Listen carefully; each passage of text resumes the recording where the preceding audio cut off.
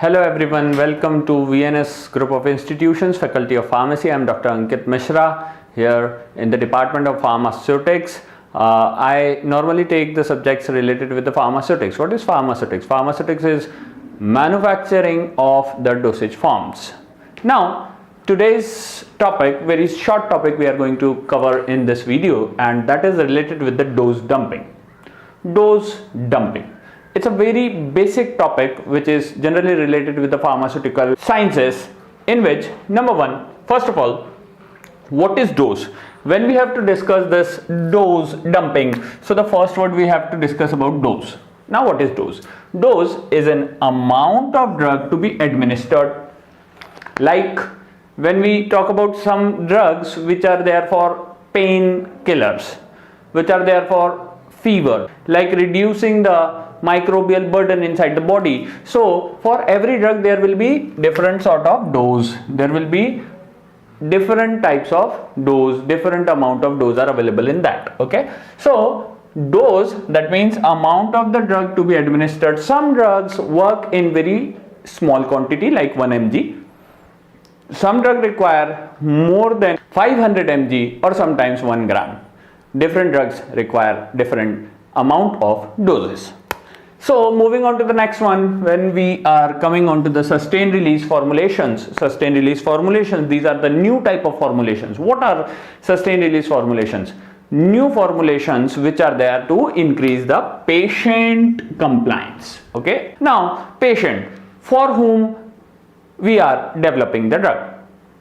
Compliance means support. If the patient is supporting to the formulation, to the doctor, to the pharmacist, to the ongoing therapy, that is called as patient compliance. The very common example of patient compliance is if doctor has prescribed dose for 7 days, and if patient is taking the dose for all the 7 days without any miss dose, that is called as compliance. If the patient is not taking that much dose, if he or she is stopping the dose after 2 or 3 days or 1 or 2 doses, that is called as non-compliance. To increase the patient compliances, we normally manufacture some sort of different formulations which are really good. Which type of formulation we have to prepare? Earlier, doctors used to give some tablets which is to be used 2, 3 or 4 times a day. But as per most of the patients, they avoid to take these many formulations a day. This problem is majorly with the geriatric patients. Now what is geriatric patient? Geriatric patients means elderly patients which are generally of more than 60 years of age. They simply avoid, they simply deny to take these many formulations. 3 times a day, 4 times a day medication, they are giving non-compliances. They used to say to the doctors that we can take the medicine if you give only 1 medicine a day. So for that, pharmaceutics person developed a formulation which is called as sustained release formulation, and it is to be given only once a day. It is to be administered only 1 time a day. These are called as sustained release formulations.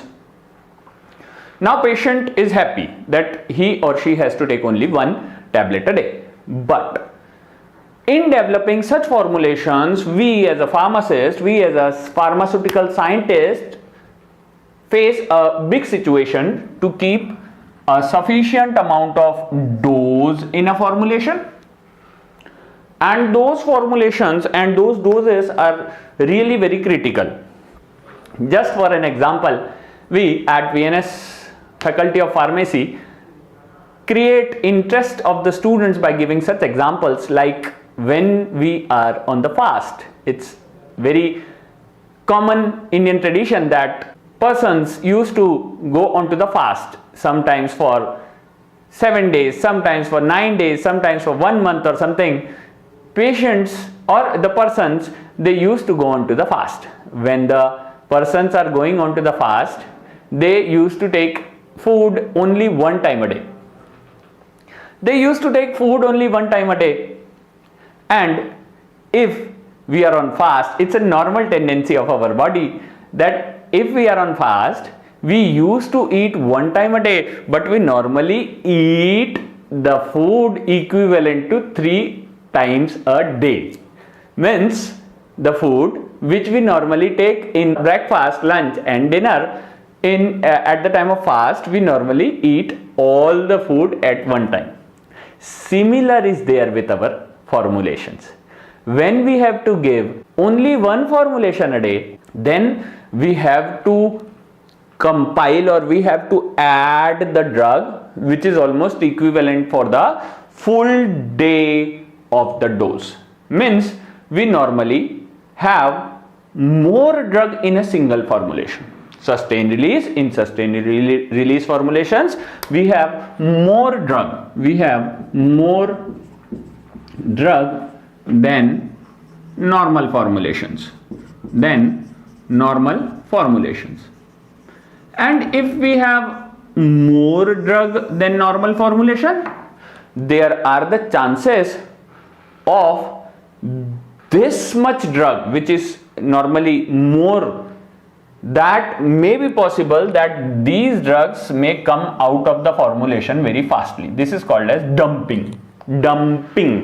That means, simply definition of the dumping is release of more quantity of the drug in a given time. That is called as dumping.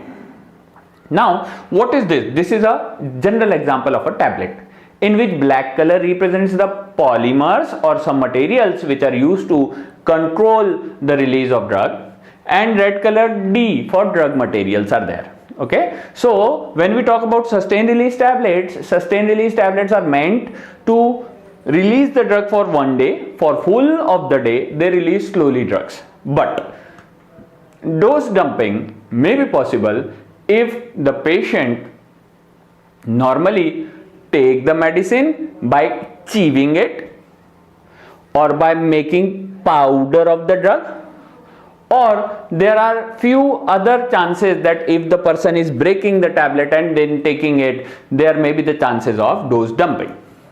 Dose dumping can be simply exemplified by such an example. Just say, for example, if we are having 1 kg of potato in a poly bag. Normally, we used to purchase the vegetables in India in poly bags. That is not good for our mother nature, but we can take this type of example. If we are having 1 kg of potato in a poly bag, and we are supposed to take out 1 potato and give it to someone, 1 potato at a time, and we want to give it to someone else. But if dose dumping, if that poly bag torn up, all the potatoes will fall down at once. Same, if we want to give this dose for throughout the day, the drug materials are coming out slowly. But if we break this tablet, if we normally chew this tablet, or if we crush this tablet, it causes sudden release of all the drug which is present in this tablet formulation, and this is called as dose dumping. Dose dumping is disadvantageous for the patient. Although we want to increase the patient compliance, but if dose dumping occurs, this much quantity of the drug suddenly goes into the body, and it may be possible it show the toxic effect. This is the basic introduction of dose dumping. Dose dumping, how can we reduce this dose dumping? We can reduce the dose dumping by making a proper label, like this tablet not to be chewed, not to be crushed, or you cannot take this tablet in half or in parts. These type of labels can prevent the dose dumping phenomena. This is a short video explaining what is dose dumping, and I hope that the examples which I have included in this video will be very easy and you all get this. We at VNS Faculty of Pharmacy normally entertain or make some funny examples so that our students can get benefited, so that they can learn easily these things. Thank you so much. We'll meet again in the next video.